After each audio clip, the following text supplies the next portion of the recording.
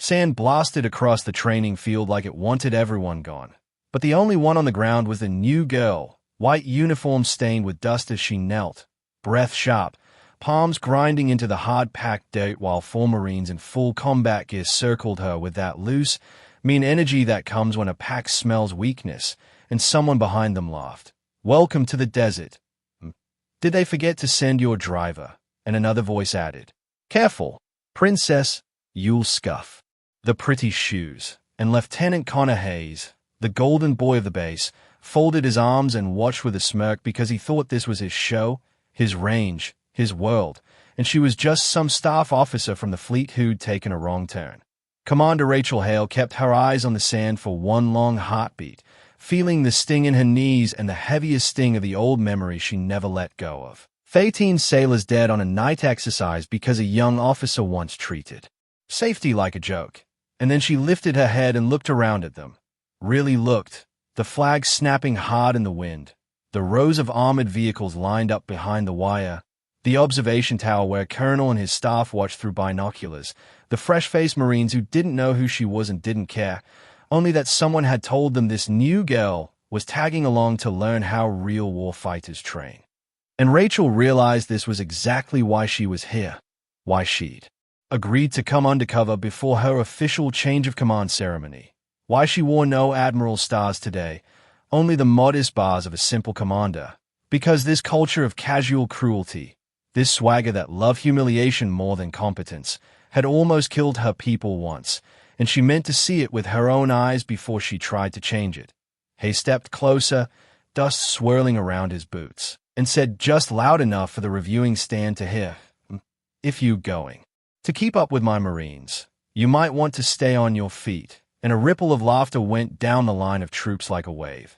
But Rachel simply pushed herself up, every movement controlled, and answered in a calm, even tone that didn't match the dirt on her uniform at all. "Then stop wasting their time. Lieutenant, clock's still running on your exercise," and the way his jaw tightened told her she'd hit the nerve she wanted, because this wasn't supposed to be about her at all. It was a timed hostage rescue simulation, and his team was already behind. He turned away with an annoyed shake of his head, barking orders, "Alpha Team, on me, move, move."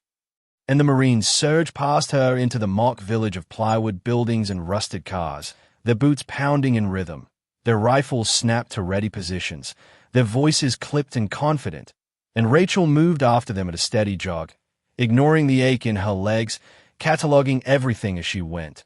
How many checked their corners versus how many ran straight down the center, who covered windows, who trusted the safety glasses and foam enemy. Rounds too much, who kept their triggers indexed, and who hugged the metal like real bullets might come at any second.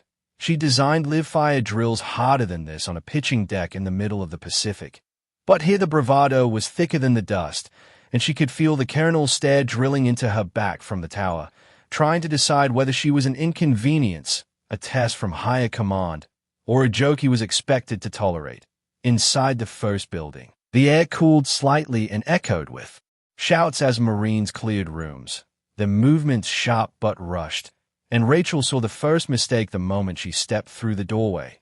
A young corporal stacked on the wrong side of the frame, body exposed to a crossfire lane, trusting the sim rules that said no one would be killed this early, and her chest tightened as a ghost image overlay the scene.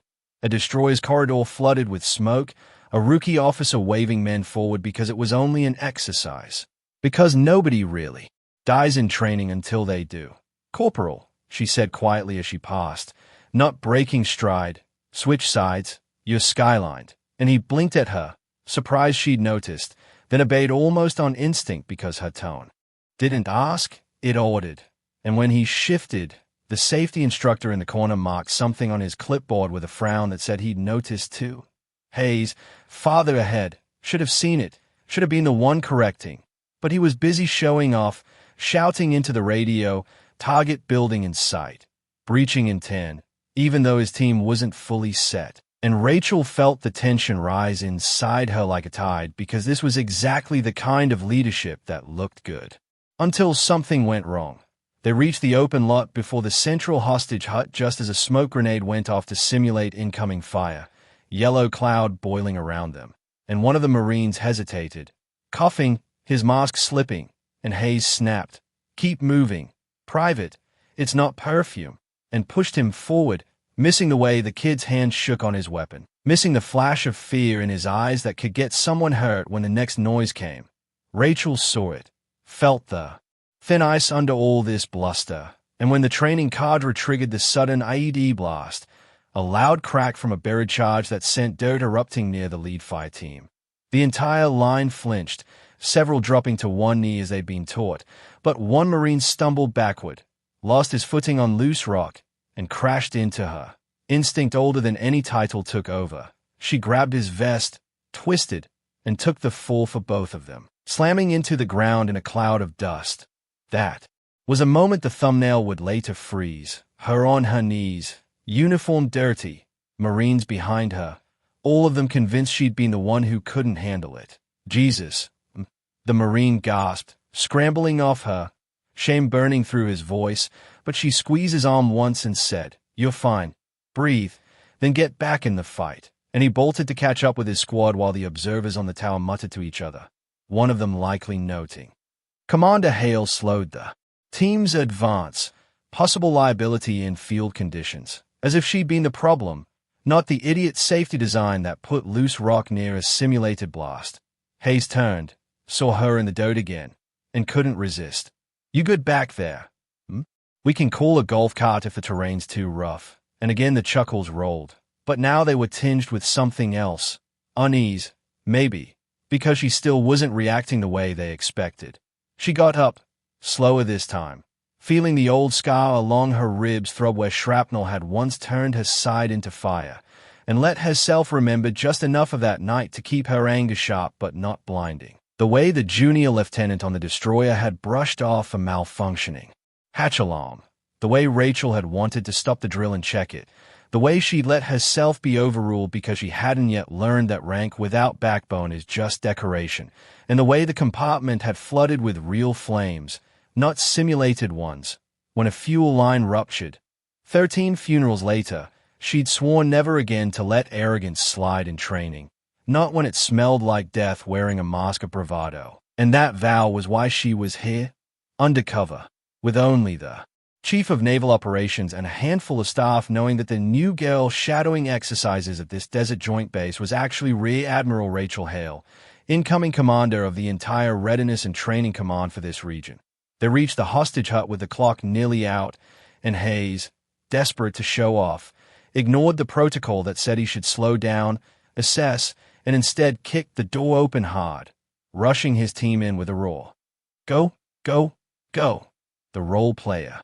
Inside, a veteran staff sergeant tied to a chair for realism, jerked, startled by the aggressive entry, and one Marine tripped over a loose cable, sending his rifle clattering, and the whole scene devolved into chaotic shouting.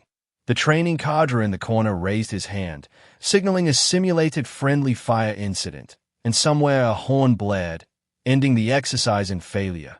But Hayes, instead of absorbing the lesson, spun around and glared at Rachel as if she'd somehow infected his team with incompetence, snapping, "You're supposed to be observing, Commander," not getting in the way. And before she could answer, a voice crackled over the loudspeaker from the tower, cold and clipped. "All units, stand down. Lieutenant Hayes, bring your team to the debriefing tent. Commander Hale, report to the control tower." And the sudden focus on her from above drew another wave of murmurs from the Marines, the rumor mill already starting. Maybe she was some inspector, maybe a politician's favorite officer, maybe a scapegoat. Rachel brushed stray sand from her sleeve and headed toward the tower, aware of every stare on her back, every half-heard whisper, every quiet smirk from those who thought the brass upstairs would scold her for daring to comment on real operators. The climb up the metal stairs to the control room gave her a view of the whole range. The scorch marks from previous drills, the vehicles parked in neat rows, the flags flapping, the mountains beyond like a wall of stone. And she reminded herself that this place, with all its toughness and pride, still produced good warriors, men and women who would step into fire for each other. But it also produced Hayes, the type who mistook humiliation for leadership, And if she didn't cut that rut out, eventually it would cost someone their life. Colonel Mercer, range commander, met her at the top with a face carved out of impatience. His uniform immaculate, his ribbons heavy on his chest, and behind him a few senior NCOs and a civilian safety officer hovered, their expressions guarded. "Commander," Mercer said without offering to shake. "I understand you took a fall out there. Twice." And the word fall was loaded with judgment. "I broke a Marine's tumble," she replied evenly, and pointed out a crossfire exposure your lieutenant missed. And she kept her tone neutral but not submissive, because she'd spent enough of her early career bending herself into smaller shapes to fit egos. The civilian safety officer, a gray-haired man with tired eyes, cleared his throat. "She's right about that, sir. The corporal would have eaten it if this was live." And Mercer shot him a look that said, "Not now," then returned his attention to Rachel, saying, "This is an advanced course, Commander. Our people know what they're doing. We don't need fleet staff micromanaging our tactics." And under his words she heard the real message. "Stay in your lane, ship driver. This is ground business." "I didn't say they don't know what they're doing," she answered, meeting his stare. "I'm saying mistakes are creeping in because they trust the simulation too much, and because their leaders are modeling swagger instead of discipline. That's how. People die when the rounds are real." And the memory of those 13 names hovered heavy between her and the window. One of the senior NCOs shifted, uncomfortable, but Mercer's jaw just clenched harder. "Noted," he snapped, clearly meaning dismissed. "We'll address it in debrief. For now, I've been informed that you'll be observing the next evolution as well," he added with a hint of sarcasm. "Try not to slow them down this time." And Rachel nodded once, refusing to rise to it, because she knew what he didn't. The helicopter coming later that afternoon would not bring some distant admiral to look at his stats. It would bring her uniform and her staff, and this man who treated her like a nuisance would soon be standing at attention whether he liked it or not. The second exercise was a night infiltration sim scheduled for sundown, leaving a few hours of blistering afternoon heat and simmering resentment for everyone to stew in. And in that time Rachel walked the motor pool, the armory, and the barracks, talking quietly with people who weren't trying to impress anyone. Mechanics with grease up to their elbows, medics sorting supplies, young officers hunched over maps. She asked simple questions that went deep. "When's the last time your safety brief scared you? What's the one corner you see people cut the most? If you could change one thing about how this base trains, what would it be?" And their answers painted a picture that matched what she'd seen on the field. A culture that prided itself on being hard but scoffed at checklists, instructors who rolled their eyes at risk assessments, junior leaders terrified of looking weak if they called a halt when something felt off. She took mental notes, each one another stitch in the plan she'd soon be responsible for as the new admiral. But the more she listened, the more she felt that old guilt twisting inside her, because once upon a time she'd been a junior officer on a ship who'd felt something was off and said nothing. As the sun slid low, painting the desert gold, the base loudspeaker ordered all teams to gear up for the night evolution, a stealth approach and rescue under darkness using NVGs and limited comms, and the rumor was that High Command would be watching this one live. Hayes, clearly determined to redeem himself, strutted through the staging area like a man about to headline a show, barking lost minute instructions with extra volume, shooting Rachel sidelong looks as if daring her to critique him again. She stood on the edge of the staging zone, wearing borrowed tactical gear this time at the insistence of the safety officer who didn't want another fall in dress whites, and she listened as Hayes briefed his plan, a wide flanking maneuver through an untested ravine that cut time but added unknowns, reliance on a single drone feed that had already glitched twice in the afternoon, and an aggressive timetable that left no room for error. "Sir," one of his sergeants ventured, "that ravine gets slick after sundown. We should stick to the marked path." But Hayes brushed it off. "We don't win wars hugging the safe lane, Sergeant. We're here to show what speed looks like." And Rachel saw the sergeant's jaw tighten, the silent calculation in his eyes, argue and get crushed, or shut up and hope nobody pays for this choice later. She stepped forward, keeping her voice conversational. "Lieutenant, what's your contingency if the drone feed fails and you hit an obstacle in the ravine?" And he turned on her, irritation flashing. My contingency is not to fail.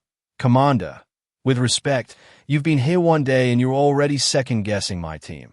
And before she could respond, Mercer's voice cut in from behind. Commander Hale, I believe we asked you to observe, not hijack the briefing. And a few nearby Marines traded glances, tension thick as corded wire. Rachel swallowed her anger because blowing up now wouldn't save anyone. But she filed the choice away in that mental ledger she kept, the one where names sat beside decisions that might get people killed. Night fell fast in the desert, heat bleeding off the ground into a sudden chill, stars punching through the sky one by one as if someone was turning on lights in the firmament. The exercise started with a whistle and the soft crunch of boots moving into darkness. Green NVG lenses glowing like eerie eyes, and Rachel rode in the trailing safety vehicle with the civilian officer and an EOD tech, watching the drone feed flicker on the small monitor bolted to the dash. At first it went well. Hayes' voice low over the radio, units calling out checkpoints, a smooth progression along his chosen ravine path. But then the drone camera jittered, froze for a second, and cut to black. Signal dropped. The operator muttered, fingers dancing on controls, trying to reacquire. And Rachel felt every muscle in her body tense because she knew what Hayes would do. Push on, trusting his mental map instead of admitting he was effectively blind. Range control. This is safety 1, Rachel said into her headset. Drone feed is down. Recommend instructing all units to slow pace until eyes on restored. But there was a pause on the other end. Then Mercer's voice came back, controlled and cool. Negative. Safety 1. Maintain current tempo. This is why we train in contingencies. And she closed her eyes for a second because he was missing the point, on purpose or through arrogance. She couldn't tell. The ravine, in the dim starlight, filtered through NVGs, turned out to be narrower than projected, with slick patches where groundwater seeped up and froze into a thin skin of mud. The first slip was minor, a Marine catching himself with a hand on the wall.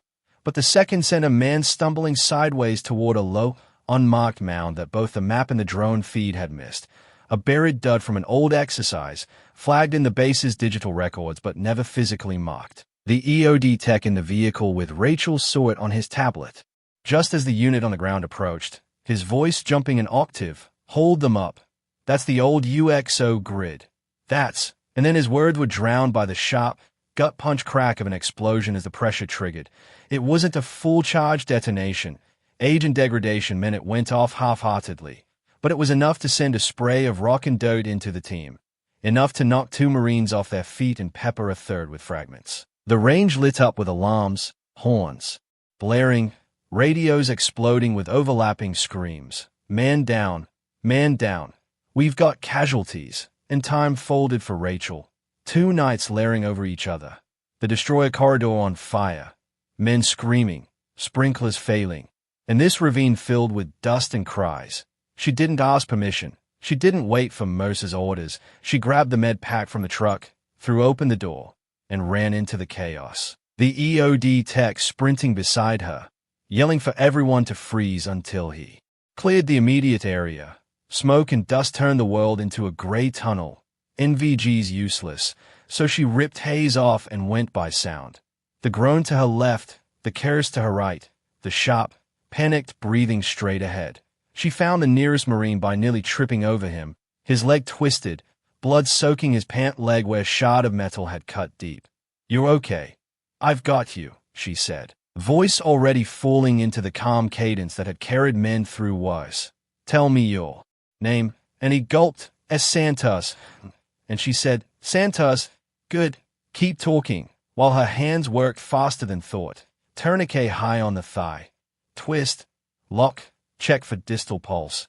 None. Good. Move on. Another Marine cried out farther up the ravine. Over here.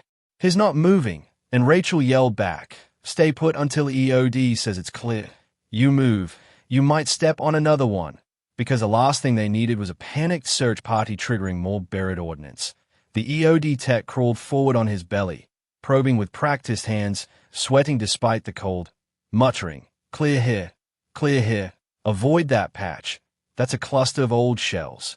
And only when he waved did Rachel move to the next casualty, a A young man lying too still, his chest barely moving, his helmet cracked. She checked airway, breathing, circulation. Her brain slotting actions into place like she was back in Coleman School even though she'd never been one. She'd just spent too many nights on deck with not enough medics and too many injuries. Behind her, Hayes finally appeared through the haze, stunned, mask hanging crooked, whispering, "What happened?" And when his eyes fell on the unmarked mound and the fragments of metal scattered around, his face drained. "You led them into an UN-cleared UXO field with no backup plan," Rachel snapped without looking up. "That's what happened." And he flinched like she'd slapped him.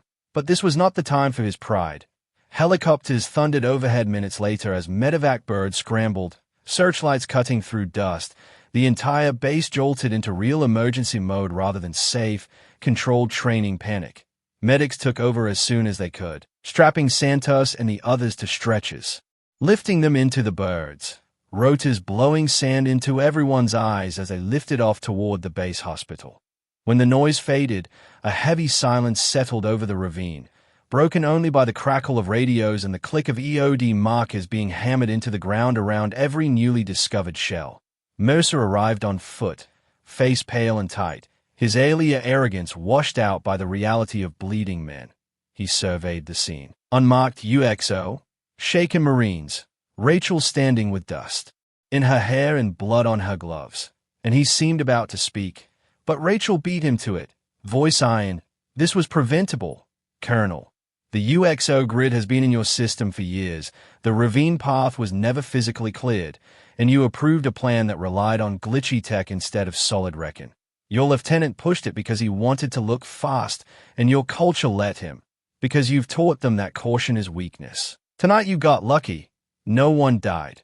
Next time, if you keep running things like this, they will." And the words hung sharp in the cold air. Hayes, standing nearby, looked like someone had punched a hole through his chest, guilt, fear, and defensiveness all warring on his face. But before he could blurt out excuses, Mercer said softly, "We'll conduct a full review, Commander," still clinging to formality to keep control. And she answered, "You'd better, because higher command will be asking very specific questions." And for the first time he seemed to truly hear the weight behind her words, like there was something more there he didn't yet understand. Dawn was just graying the horizon when a different helicopter approached, not a medevac but a sleek navy bird with the flag painted near its tail, and word rippled across the base faster than the rotor wash. Some big shot was inbound. Exhausted Marines, instructors, and staff gathered on the main parade ground, still wearing last night's dust and bruises. Their nerves raw from watching their first real medevac.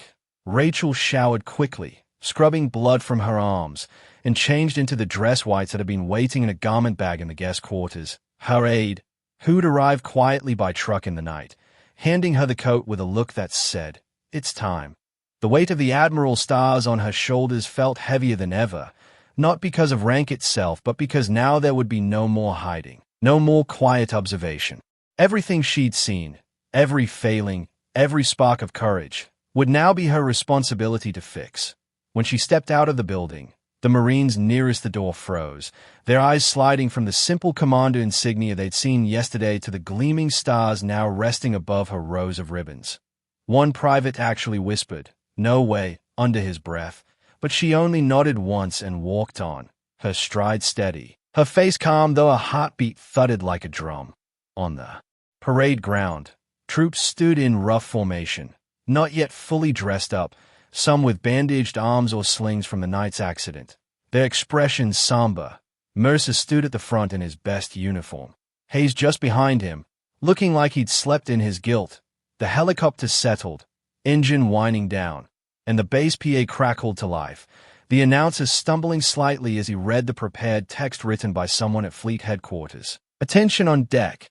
Now arriving, Rear Admiral Rachel Hale, United States Navy. Incoming Commander, Joint Readiness and Training Command, Western Region." And the moment the word Admiral hit the air, a visible shockwave went through the formation. Mercer's eyes darted from the helicopter door to Rachel, who was already midfield, and realization crashed over his face like a wave smashing a sandcastle. "Attend Tyon," someone barked. reflex overriding confusion, and every boot snapped, every spine straightened, every mocking laugh from yesterday turning to silence as hundreds of eyes locked on the woman they'd seen on her knees in the dirt, the woman they'd brushed off as a meddling staffer, the woman who'd crawled into a ravine at midnight to stop their brothers from bleeding out. Rachel stopped at the front, saluted the flag first, then turned to face them all, the wind tugging at the edge of her coat, her gaze steady. "At ease," she said, and a rustle of movement passed through the ranks as hands loosened behind backs. But no one truly relaxed. Mercer swallowed hard, then stepped forward, his voice a mixture of formality and humiliation. "Admiral, we were not informed." And she cut him off gently but firmly. "That was the point, Colonel," her tone leaving no room for argument. She turned to the assembled troops, letting her eyes move across every face, from the wide-eyed privates to the grizzled sergeants, to Hayes trying not to shrink. "Yesterday," she began, voice carrying easily in the morning air, "I arrived on this base under the rank you saw, Commander Hale, staff observer, an extra body in your drills. Many of you treated me with professionalism, some with skepticism, a few with open contempt. Last night, some of you bled in a ravine that should never have been part of your exercise. You were failed by maps that weren't updated, by protocols that weren't followed, and by leaders who mistook risk-taking for bravery. That ends now. As of this morning, I am your new commander, and we are going to change how this base thinks about training before it kills more of you than the enemy ever will." And the words hit them harder than any shouted insult, because they were not a speech, they were a verdict and a promise. She could see shame in some eyes, anger in others, relief in a few who'd quietly worried about these things for years. Mercer stood rigid, his jaw working, knowing this was as much a rebuke of him as anyone. Hayes looked like he wanted to disappear into his boots. Rachel continued, "I've lost people to realistic training that confused recklessness for realism. I carry their names here." She tapped the inside of her wrist where a thin band tattoo hid under her cuff. 13 small marks only she and a few close friends understood. "And I will not watch another generation of you pay for preventable mistakes. We will train hard, harder than you have ever known.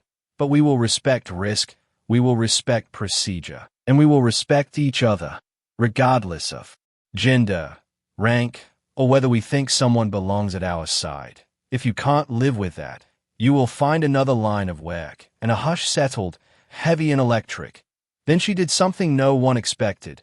She called forward specific names, not to publicly flay them, but to draw a line. "Sergeant Cole," she said, and the sergeant who tried to warn Hayes about the ravine stepped out, spine straight. "You spoke up," she said, loud enough for everyone to hear, "and you were ignored. I want you on my safety board." And something like hope flickered in a dozen other NCO faces. "Corporal Diaz," she called, and the young Marine she'd corrected at the door clearing moved forward, cheeks red. "You adjusted when corrected with no ego. That's what keeps teams alive. You'll help write the new CQB checklist for this course." And he blinked, stunned. Then she turned to Hayes, and the air went thinner, everyone holding their breath. "Lieutenant Hayes," she said, and he stepped out, looking like a man walking to his own execution. But she didn't scream at him, didn't humiliate him in front of his peers. She had no interest in repeating the same toxic pattern she was here to uproot. "Last night," she said, "your decisions put your team in avoidable danger. Your response to being challenged was defensiveness, not curiosity. That combination will kill people if it continues. As of now, you are relieved of direct command of the advanced course. You will attend a remedial leadership program and work under the supervision of the safety officer until further notice. If you learn from this, you might one day earn back their trust. If you don't, you won't be leading anyone into anything more dangerous than a PowerPoint briefing." And a twitch went through a few mouths at that, but no one dared smile. Hazy's eyes shimmered, pride shattered, but buried under the humiliation there was something else, a raw, painful understanding that this was mercy compared to what could have happened if Santos or the others had died. He saluted, voice rough, "Yes," and stepped back into formation. Smaller but maybe, eventually, better. Rachel finished not with threats but with a challenge. Over the coming months, you're going to see changes, more rigorous risk assessments, more authority for NCOs to halt drills, more emphasis on speaking up when something feels wrong. Some of you will call it soft. I call it deadly serious. You are too valuable to waste on preventable accidents. You are not expendable props in anyone's war story. You're the point of the spear, and I need that spear sharp and intact when it meets the enemy. If that sounds like a mission you can accept, then we will be just fine. Together, and she let the silence after that stretch just long enough to sink into bone. Then she simply said, "Dismiss to your units, commanders and senior NCOs, debrief with me in 30 minutes, and turned away, not needing applause or dramatic music, just the sound of boots shifting as formations broke and whispers erupted. This time not about the new girl, but about the Admiral who'd crawled into the date with them and then told the truth out loud. Later, in the conference room with its stale coffee and wall map dotted with pins, she sat at the head of the table she'd once been barred from and listened as NCOs poured out years of pent-up concerns, as younger officers admitted fear of retaliation if they slowed training. As even Mercer, eyes reddened, finally muttered, "I thought I was making them tougher," and she answered, not unkindly, "Toughness without judgment is just another way to die. We can do better than that." And over the weeks that followed, as new procedures rolled out, as checklists that people once mocked became tools they trusted, as stories of the ravine accident spread through the broader force, the image that stuck was not of an admiral behind glass issuing memos, but of a woman on her knees in the date, grit in her teeth, blood on her hands, calling out dangers others had chosen not to see. On some quiet nights, she still woke to the memory of fire in a steel corridor and names etched on her wrist. But now she could set those ghosts beside newer images. Santos crutching back onto the parade ground months later, legs saved by a timely tourniquet, grinning as his squad cheered. Diaz running drills with a checklist he'd helped design. Hayes, humbled, standing off to the side of a briefing, listening more than he talked. And the hundreds of young faces who met her eyes with respect, not because of the stars on her shoulders, but because when they tried to take down the new gal, they'd learned, too late to undo their words but just in time to change, that she had been the Admiral all along.